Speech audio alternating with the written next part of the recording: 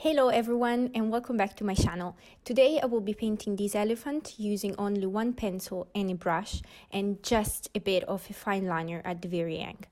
This is the perfect challenge for beginners because you can learn fast how to use only one pencil to shade, but you will also learn how to apply the exact pressure, how to hold your pencil, how you can apply different shading techniques in the same piece of art, how you master and improve your sketching skills by understanding the underlying anatomy, and how to obtain smooth shading and applying gradual values.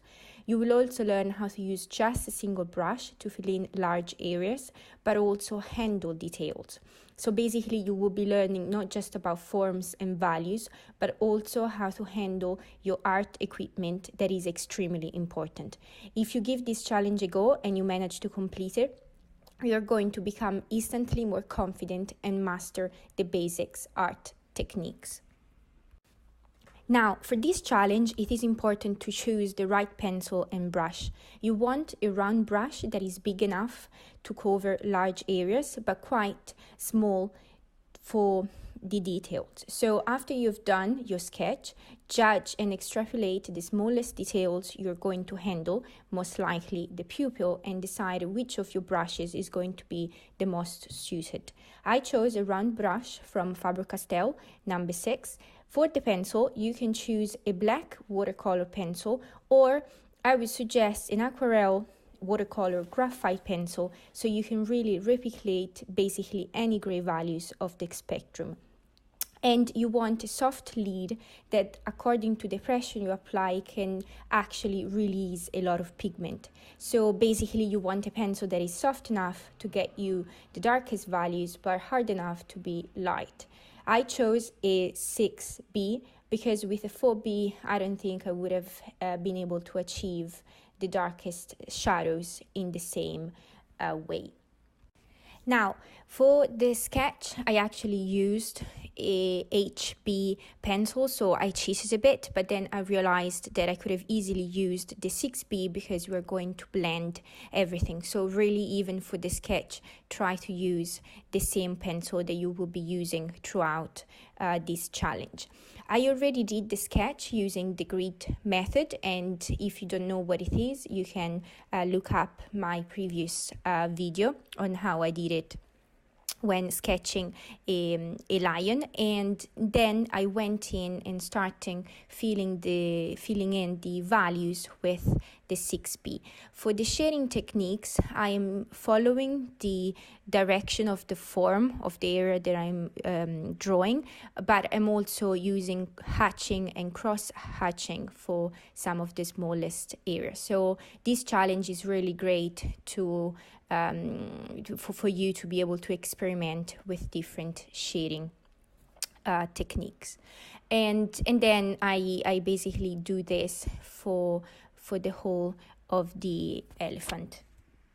It is extremely important to work from the lightest to the darkest tones and vice versa by applying gradually more and more or less and less pressure respectively. And we will blend the shading afterwards with a wet brush. Now, hatching is when you basically draw parallel lines really close together, and they are usually straight and equally distanced between each other. Cross hatching consists instead of having parallel lines in opposite directions on top of the ones that you've just drawn. So basically you're creating a mesh, and this is great to be able to apply tones gradually, and it is great when you want to cover a larger area. If you like this video, please give it a thumbs up and subscribe to my channel so that you receive notifications when I upload new videos. Also, make sure to check out my Instagram page where I post more drawings, and it is @Sophie_Pinguino.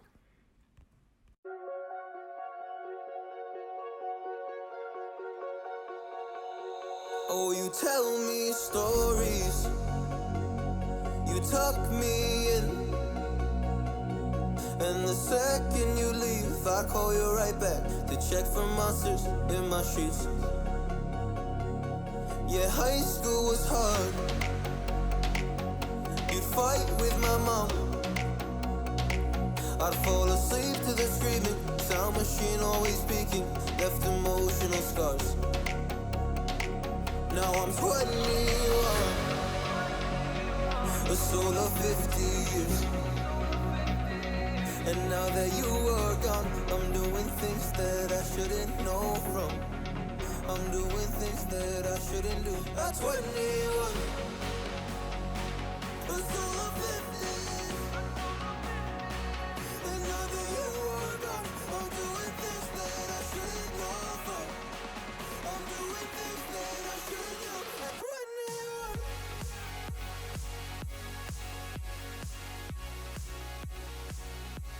At 21.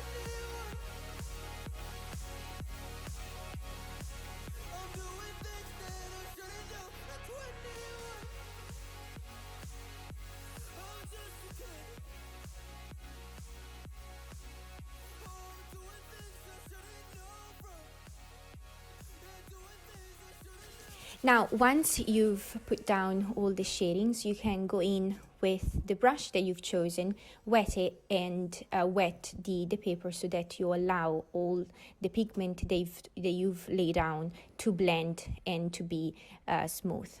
This is not the only technique that you can use when you use a watercolor pencil, and I will be using in this drawing other technique. So you can wet the tip of the brush and of the pencil, and then you basically keep adding darker and darker values, or you can basically use your pencil as a sort of watercolor tube. So you wet the brush and then you pick up some pigment from the pencil, as I'm doing here, and you basically keep painting and adding darker and darker values.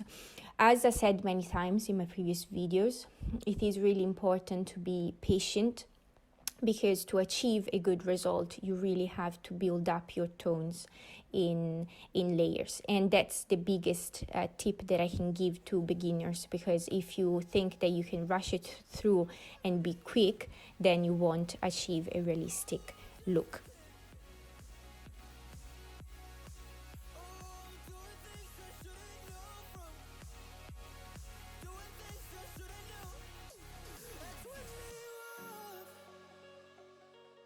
At 21, at 21, whoa, I'm 21.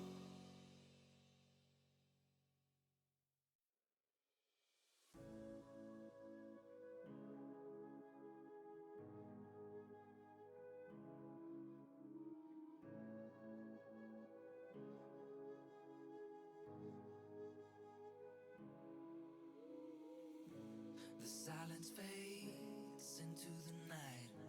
Coyotes sing at the moonlight. These open highways are